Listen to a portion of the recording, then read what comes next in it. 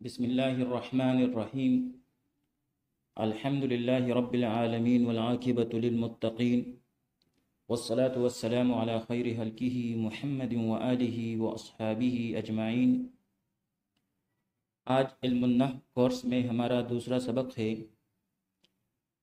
جس میں ہم علم النحو کے موضوع عرض و غایت، مقام و مرتبہ اور تدوین کے بارے میں جاننے کی کوشش کریں گے۔ اس سے پہلے والے سبق میں ہم نے علم النحو کی تعریف پڑھی تھی کہ علم النحو جو ہے، النحو علم بأصول يعرف بها أحوال أواخر الكلم الثلاث من حيث الإعراب والبناء وكيفية تركيب بعضها مع بعض، کہ علم النحو وہ علم ہے جس کے قوانین کے ذریعے تینوں کلموں یعنی اسم، فعل اور حرف کے آخر کے حالات پہچانے جاتے ہیں، معرب اور مبنی ہونے کے اعتبار سے، اور پھر بعض کو بعض کے ساتھ جوڑنے کا طریقہ جسے ترکیب کہتے ہیں وہ بھی معلوم ہو جاتا ہے۔ آج کی سبق میں ہم موضوع عرض و آیت، مقام و مرتبہ اور تدوین علم یعنی علم النحو کی جو تدوین ہے اس کے بارے میں پڑھیں گے۔ سب سے پہلے علم النحو کا موضوع کیا ہے؟ لفظ موضوع جو ہے یہ وضع سے مشتق ہے اور اس کا معنی ہے رکھا ہوا، اور اصطلاح میں موضوع کہتے ہیں ما یبحث فیہ عن عوارضہ الذاتیہ، یعنی موضوع ہر علم کا وہ چیز ہے جس کے عوارض ذاتیہ سے یعنی ذاتی حالات سے اس علم میں بحث کی جائے، یعنی جس چیز کے ذاتی حالات سے اس علم میں بحث کی جائے تو وہ اس علم کا موضوع ٹھہرتا ہے۔ تو بھائی علم النحو کا موضوع کیا ہے؟ علم النحو کا موضوع ہے الکلمۃ والکلام من حیث الاعراب والبناء، یعنی علم النحو کا موضوع کلمہ اور کلام ہے معرب اور مبنی ہونے کے اعتبار سے۔ یعنی علم النحو میں ہم کلمہ اور کلام کے ذاتی حالات کے بارے میں جاننے کی کوشش کریں گے، لیکن ان کے معرب اور مبنی ہونے کے اعتبار سے۔ تو یہ ہوا علم النحو کا موضوع۔ پھر علم النحو کی عرض و آیت کیا ہے؟ تو بھائی عرض جو ہے، عرض یہ کہتے ہیں نشان کو، عرض کا لغوی معنی ہے نشان، اور اصطلاح میں عرض کہتے ہیں ما یکون باعثا للفعل، یعنی عرض وہ چیز ہے جو کسی کام پر برانگیختہ کرنے والی ہو یعنی ابارنے والی ہو۔ پھر علم النحو کی عرض و آیت کیا ہے؟ تو بھائی علم النحو جس کام پر برانگیختہ کرنے والا ہے اور ابارنے والا ہے وہ ہے صیانت الذہن عن الخطأ اللفظی فی کلام العربی، یعنی عربی کلام میں اور عربی زبان میں خطائی لفظی سے ذہن کو بچانا۔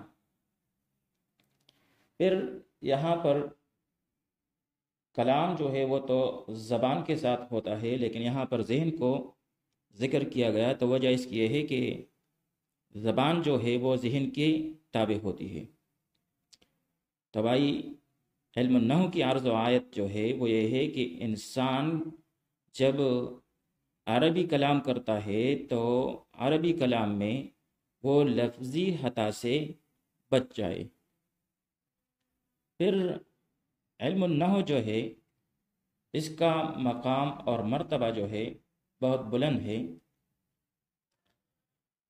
اصل میں علوم جو ہیں ان کی دو قسمیں ہیں، ایک ہے علوم مقصودہ اور دوسرا علوم عالیہ غیر مقصودہ۔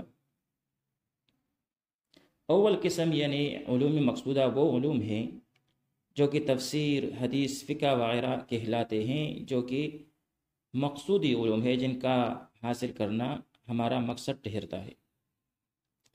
جبکہ دوسرے وہ علوم ہے جو حد و مقصود بذات نہیں ہے، لیکن جو مقصودی علوم ہیں ان کے حصول کے لیے یہ بطور آلہ اور ذریعہ کے ہوتے ہیں۔ تو بھائی علم النحو جو ہے یہ دوسری قسم سے تعلق رکھتا ہے، یعنی علوم عالیہ سے، لیکن مقصودی علوم کے لیے موقوف علیہ ہونے کی وجہ سے اس کا سیکھنا بھی نہایت ضروری ہے۔ اسی وجہ سے صاحب مفتاح نے فرمایا کہ علم النحو حاصل کرنا فرض کفایہ ہے۔ اور پھر علم النحو کا مقام و مرتبہ جو ہے وہ ان فرمودات سے بھی ظاہر ہے۔ چنانچہ حضرت عمر رضی اللہ تعالیٰ عنہ فرماتے ہیں، تعلموا النحو کما تعلمون السنن والفرائض، یعنی علم النحو ایسا سیکھو جیسا کہ تم سنن اور فرائض کو سیکھتے ہو۔ اسی طرح النحو فی الکلام کالملح فی الطعام، کہ نحو کلام میں ایسا ہے جیسے نمک کھانے میں، یعنی جس طرح طعام جو ہے طعام وہ بغیر نمک کے پھیکا اور بدمزہ ہوتا ہے، اسی طرح وہ کلام جو نحو کے بغیر ہو پھیکی اور بدمزہ ہوتی ہے۔ اسی طرح فرماتے ہیں النحو فی الکلام کالضوء فی الظلام، کہ نحو کلام میں ایسا ہے جیسے روشنی اندھیروں میں، یعنی دوسرے علوم کے اسرار و رموز تب نظر آتے ہیں جب ان میں نحو ہو۔ اسی طرح ایک مقولہ ہے کہ النحو للعلوم کالضوء للنجوم، کہ نحو علوم کے لیے ایسا ہے جیسے روشنی ستاروں کے لیے۔ اسی طرح الصرف ام العلوم والنحو ابوہا، کہ علم الصرف جو ہے وہ علوم کی ماں اور نحو اس کا باپ ہے، یعنی جس طرح باپ کو کنبہ میں خاندان میں سرپرستی اور سرداری حاصل ہوتی ہے، بالکل اسی طرح نحو جو ہے یہ تمام علوم کا سرپرست اور سردار ہے۔ اور پھر ابو ایوب سجستانی رحمۃ اللہ علیہ فرماتے ہیں کہ تعلم النحو، نحو سیکھو، فإنه جمال للودیع، اس لیے کہ یہ گھٹیا شخص کے لیے باعث جمال ہے، وَتَرْكَهُ، اور اس کا ترک کرنا جو ہے حجنۃ للشریف، یہ شریف اور عزت دار شخص کے لیے عیب ہے۔ تعلم النحو فإنه جمال للودیع وتركه حجنۃ للشریف، نحو سیکھو اس لیے کہ ایک گھٹیا شخص کے لیے باعث جمال ہے اور شریف عزت والے کے لیے اس کا ترک کرنا عیب ہے۔ پھر علم النحو کی تدوین جو ہے اس کے بارے میں مختلف اقوال ہے کہ اس علم کی تدوین کس نے کی ہے۔ تو ایک قول کے مطابق اس کے مدون جو ہے وہ حضرت عمر فاروق رضی اللہ تعالی عنہ ہے، اور دوسرے قول کے مطابق اس کے مدون حضرت علی رضی اللہ تعالی عنہ ہے، اور تیسرے قول کے مطابق اس کے مدون جو ہیں وہ حضرت ابو الاسود الدؤلی رحمہ اللہ ہیں۔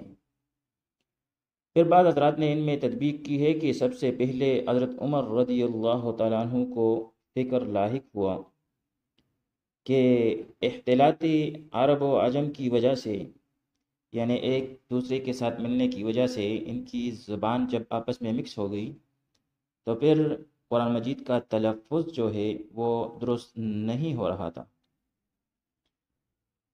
چنانچہ انہوں نے چند قوانین بنا کر حضرت علی رضی اللہ تعالیٰ عنہ کے حوالے کیا، جس میں حضرت علی رضی اللہ تعالیٰ عنہ نے مزید اضافہ کیا، اور حضرت ابو الاسود الدؤلی رحمۃ اللہ تعالی علیہ کو اس پر مزید کام کے لیے مامور کیا۔ تو بھائی یہاں تک یہ علم النحو کی موضوع، عرض و آیت، مقام و مرتبہ اور تدوین کی بحث ہوئی۔ اگلی ویڈیو میں ہم لفظ کی تقسیم کے بارے میں پڑھیں گے۔